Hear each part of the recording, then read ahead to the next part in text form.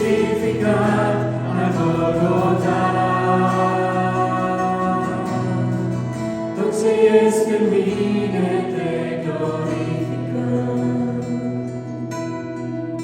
și cu tot ce am te preamăresc.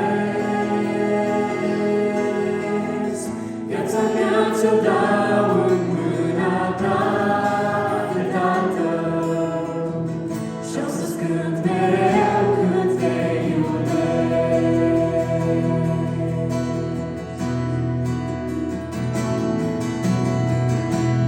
Cu ce gândețe mă înveți să te iubesc, zi de zi mă oglindesc în ochii tăi. Zi-așa pe cale când îmi spui că mă iubești și nu știu cum aș putea să-ți mulțumesc.